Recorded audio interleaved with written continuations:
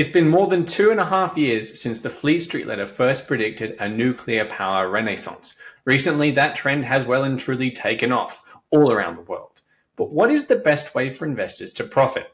I'm joined today by Sam Volkering, who's just recorded a presentation answering precisely that question, and he's come up with a variety of answers, actually. Sam, before we dig into how investors can profit from nuclear power's comeback, I want to provide some context here. It feels to me like abandoning nuclear and avoiding it over the last few decades, perhaps 6 decades even, is sort of one of those monumental mistakes for the human race. I don't know what to compare it to historically, but the fact that we haven't had carbon-free power for all this time, stable, base load, cheap. A lot of those nuclear plants we could have built in the last century, not century, 6 decades, would have been, debt-free and pumping out electricity right now. How did we get this so wrong? How did we get it so wrong? I think that's a valid and very good question. I tend to think that they kind of put the cart a bit before the horse with the development of nuclear technology in the 70s and 80s. And I think that trying to push that too soon before I think maybe they were at the right level with things like safety and efficiency and particularly the economies of scale, right? Because there's a fair criticism leveled at the nuclear industry up until this point, at least, that it's never on time and it's never on budget. And when you factor in all those, even with the cleaner, more efficient energy that it produces, is that the appropriate trade-off? So I think probably that's a fair argument until now, but I don't think that that's a fair argument going forward with the technology and engineering and know-how that is now behind the nuclear industry that has learnt lessons from the past and been developing in an era where nuclear has kind of been avoided and shunned. That's not stopped research and innovation and development in this space. And so now we're at that leapfrog moment where the technology, the capital, the backing, the know-how, the engineering is all ready to actually now spring load forward, because you can't argue with the fact that it's clean, efficient, and is a reliable source of energy. I don't think anyone disputes that. The biggest problem people have is it going to come in on time? Is it going to come in on budget? And will the front-loaded capital investment pay off down the track? And frankly, the answer is yes from here on. So you've got to kind of push away what was almost with a clean slate and say, well, this is where we are now. This is not the 80s. This is the 2020s, mid-2020s. We're ready. We're ready to go. And this is the answer.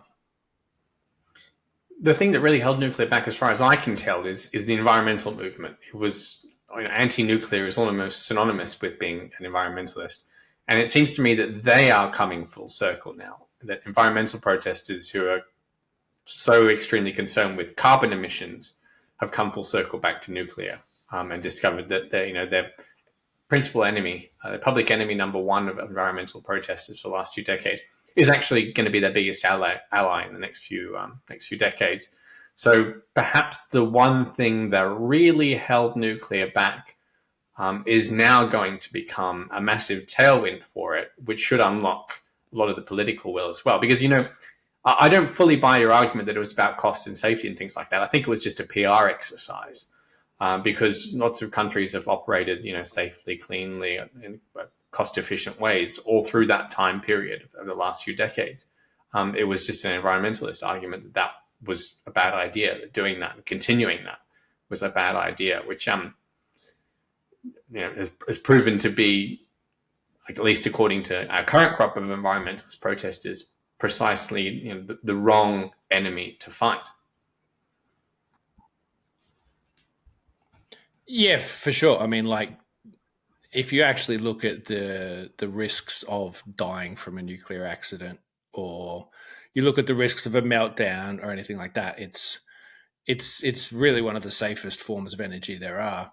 I mean, it's frankly, it's a combination of a multitude of factors, from safety, cost, bad PR, and this idea that radioactive waste is going to lead to three-eyed fish in our river systems.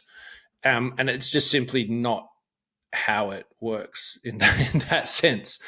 So, yeah, there's bad PR, and that's changing because everybody has a view on something until they can't put food on their table.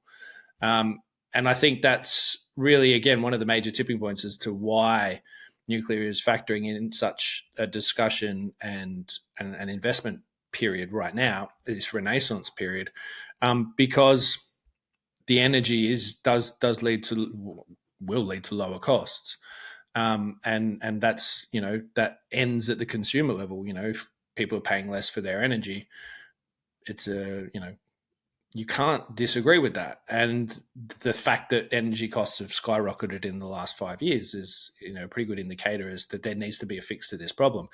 If wind and solar were so good and so efficient and helped keep prices down so well, we wouldn't be having this discussion, but it hasn't worked. So simply nuclear is it's the only way forward really to fix the energy problem that is not going to go away. I mean, the scaling demand for energy is just at a level that, again, you can't ignore the demand from households, from enterprise, from data centers.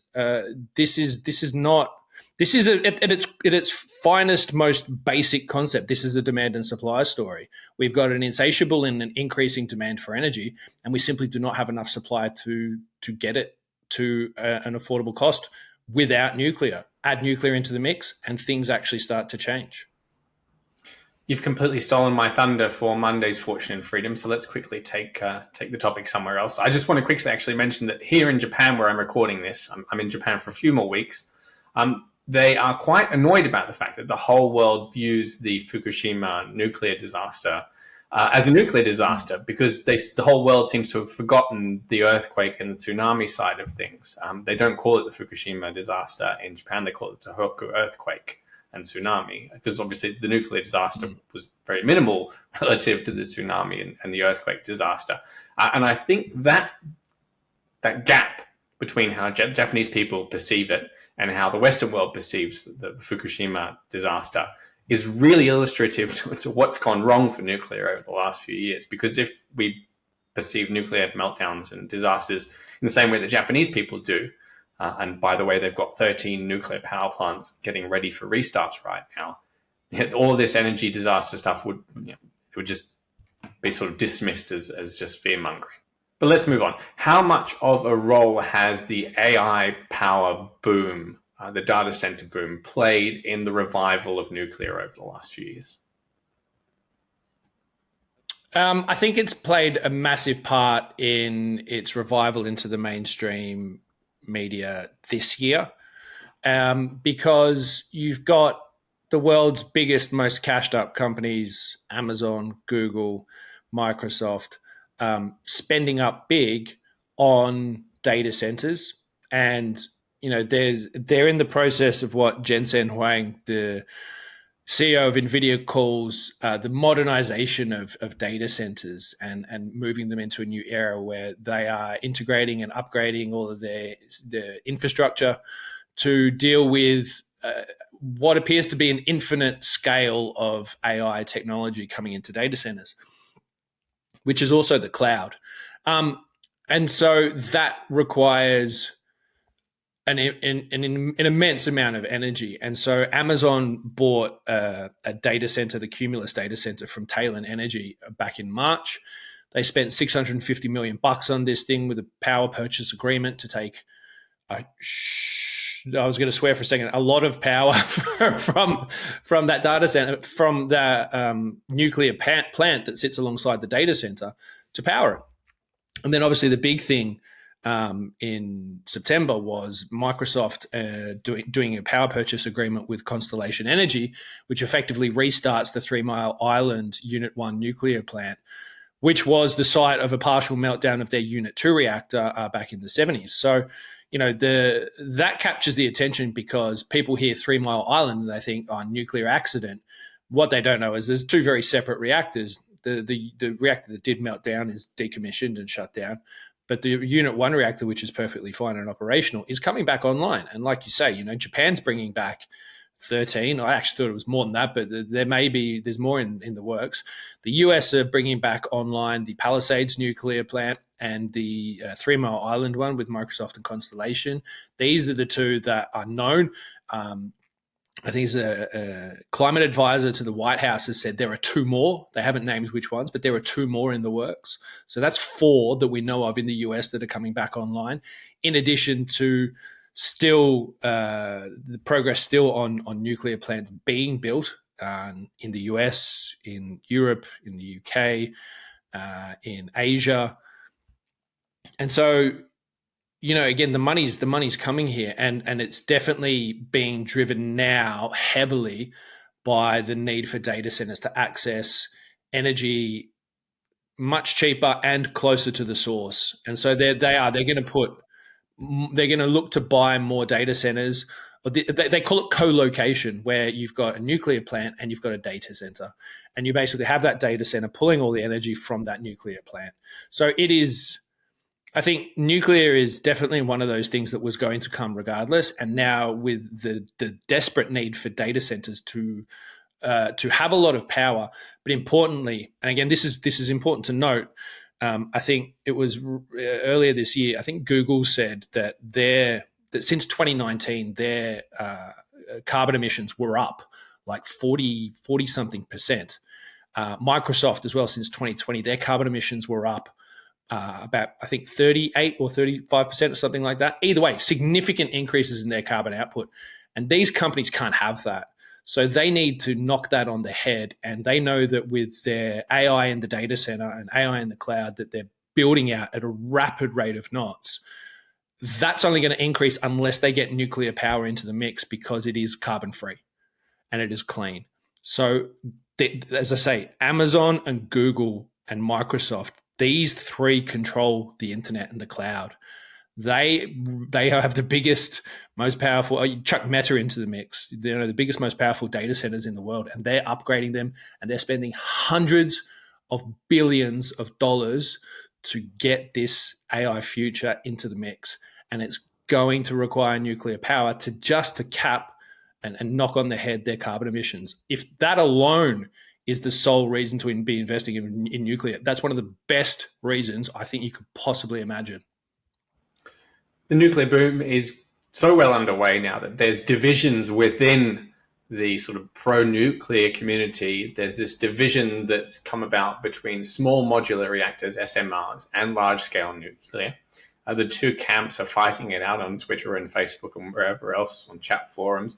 So I'm wondering where you stand between, the way to go is these large-scale nuclear power plants that have the massive output and stability, or are we talking about the scalability of SMRs, much smaller nuclear power plants, but they can at least theoretically be manufactured and sort of set up on site in a way that's very standardized and therefore possibly cheaper? I think it has to be both, because we don't have, at least in the Western world, I know in Korea they're making a lot of progress, and in China they're making a lot of progress on SMRs and getting SMRs approved and onto site to operate. Currently, there are no SMRs in operation in the UK, in Europe, and in America, but there's a strong push and a lot of regulatory loosening in the US to ensure that process gets sped up. So I think we will definitely see SMRs come into the mix. But until that's the case, then we're going to continue to see a lot of this reboot action for existing plants that have been decommissioned, plants coming to the end of their life that are being prolonged. And again, it's a massive engineering and infrastructure task. But if you can, it's a lot easier to bring back. I say it's easier. I'm not a nuclear physicist and nuclear scientist. But from all my research, what it indicates is that because you've got a lot of the infrastructure laid down from an existing plant, yes, there needs to be upgrades and there needs to be regulatory approvals, and there's a whole bunch of stuff that needs to happen, capital investment, but that's a easier, faster process than clearly building a new massive nuclear plant from scratch. Of course, SMRs aim to, sort of fix a lot of the problems of massive nuclear plants in terms of scale and cost and time and capital, all these sorts of things. So there's a lot of companies pushing forward on that, companies like Rolls-Royce, companies like NewScale Power, TerraPower. So if they can achieve that, getting an SMR into the market and to the side of a data center, then we are going to see that come out at speed. The problem is that somebody's got to do it first. It's just a matter of who, whether it's TerraPower or NewScale, or if it's Rolls. We're not sure who's going to get there first, but someone will. Someone will get an SMR into the market and likely attached to a data center. And then I think we'll really start to see that can of worms open and the speed of that progress even further, because the capital will then realize that this is a legitimate thing. So it'll be a mix. It'll be existing plants that are being built. It'll be rebooting old plants and prolonging their life. And then SMRs I expect to come into the mix in the next sort of year and a half, and then we'll have all three, and it just won't be a problem. People will, when it's a part of the regular mainstream vernacular to have nuclear power in the energy mix, people will just forget about everything else that's come before. Yeah, it's not a hot button political issue in France, is it? What is a hot button political issue is the relationship between nuclear and the green energy boom that's taking place at the same time, the rollout of the renewables and the infrastructure that makes those renewables more viable as a on-demand source of energy. Do you think nuclear is going to disrupt that space or work with it, take it over, make it unnecessary? So what are you expecting the impact to be? There's two aspects. In my mind, I would love to see, all of those giant windmills across the land taken down and recycled into, something else. And I think that it would be lovely to just have a completely nuclear reliant future, but I'm pragmatic about it as well. So that's not going to happen. So it's going to be a mix. It's going to be a mix of renewables and it's going to be a mix of nuclear.